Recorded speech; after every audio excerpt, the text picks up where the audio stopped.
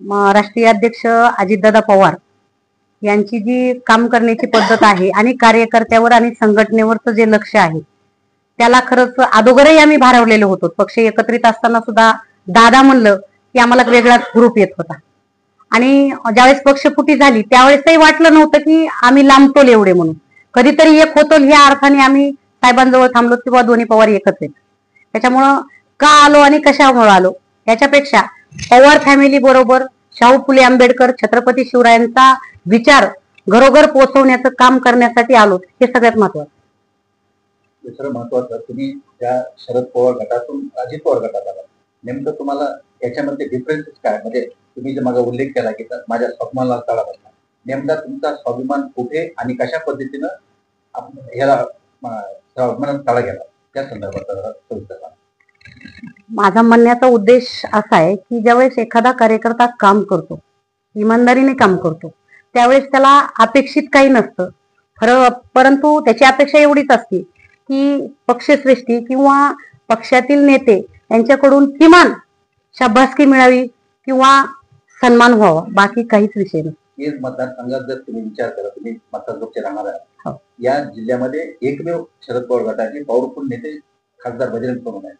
म्हणजे नेमकं कुणाकडून तुमच्या या स्वाभिमानाला एक झाला? कारण इतर तर जिल्ह्यामध्ये जर परिस्थिती पाहिली तर शरद पवार गटाची फार पॉवरफुल नाही, म्हणजे आपण स्पीड वगैरे सोडला. मग त्या संदर्भात तुम्ही जरा काय खासदाराचे तुमचे मतभेद झाले का? नाही, आता त्याच्यावर बोलायचं म्हणजे मी एवढी मोठी कार्यकर्ती नाही की खासदारासारख्या व्यक्ती बरोबर मतभेद करायला. तुम्ही जिल्हाध्यक्ष होतात ना? जिल्हाध्यक्ष होते, पण मी कार्यकर्ती म्हणून पवार साहेबांची कार्यकर्ती म्हणूनच मी काम केलं आणि आजच्या पवार साहेबांची कार्यकर्ती नाही आजही मी म्हणत नाही. पवार साहेबांची आणि शरद पवार गट सोडण्याचं कारण काय? शरद पवार गट सोडण्याचं संघटनेमध्ये काम करत असताना कुठंतरी सहकार्य पाहिजे असतं, कुठंतरी किमान सहकार्य कोणी केलं नाही. नाही, आता सहकार्य वरून केलं नाही का बजरंग सोनवणे केलं? नाही, ह्या दोघांचाही काही विषय नाही. ग्राउंडवर विषय आहे तो, पण वरतूनही काही रिस्पॉन्स मिळत नाही. आणि पक्षवाढीसाठी महिलांना, आता एखादी महिला जर काम करते बाहेर जाऊन तर त्यावेळेस तिला घर सांभाळून तिचं स्वतःचं कुटुंब किंवा व्यवसाय सांभाळून काम करावं लागतं. इतर वेळेमध्ये पक्षाचं काम करते, पण मी एक अशी ध्येयवेळी आहे की मी संसार माझं म्हणजे अक्षरशः मी माझं सगळं व्यवसाय सुद्धा पणाला लावून पक्षाचं काम केलं. तर त्याची किमान माझं म्हणणं आहे की मी काम करते तर त्याची फक्त किमान ताईंनी काम केलं हा शब्द अपेक्षित असतो.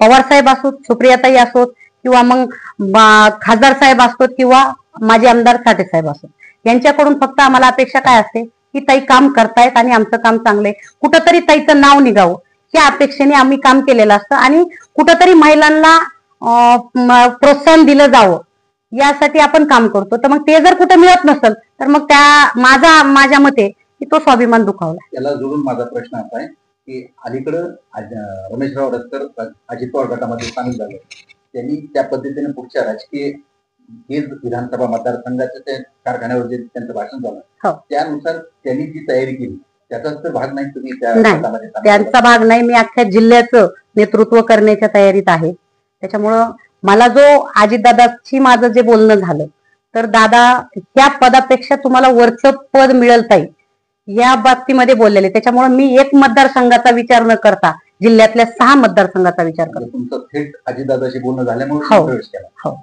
आजच्या या प्रवेशामध्ये तुमच्या सोबत किती महिला आणि किती कार्यकर्ते आहेत? आता आज माझ्यासोबत असा म्हणजे अचानक आल्यामुळे आणि पावसाच्या वातावरणामुळे तरीही माझ्याकडं 50 महिलांचा प्रवेश आणि माझ्या मुलाच्या माध्यमातून 100 ते 125 मुलांचा प्रवेश झालेला आहे.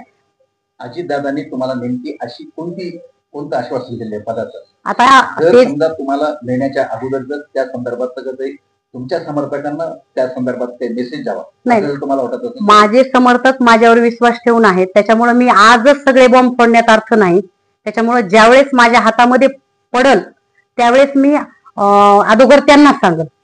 मी कधीही जातीच्या ह्याच्यामध्ये भिंतीमध्ये येऊन मी काम केलेलं नाही. त्याच्यामुळं आता ते एका कसं आहे, अजितदादा पक्षाचे आमदार आहेत माननीय धनंजय साहेब, तर ते माझं म्हणणं असं आहे की ते आमदार आहेत तर आमदाराचा प्रोटोकॉल आम्ही म्हणजे कार्यकर्त्यांनी पाळलाच पाहिजे, पदाधिकारी असो किंवा कार्यकर्ता असो.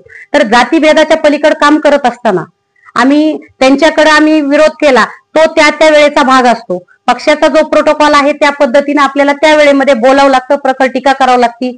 आणि सगळ्या गोष्टी जरी झालेल्या असल्या तो वैचारिक लढा असतो त्यावेळेसचा, वैयक्तिक लढा कुणाशीही नसतो.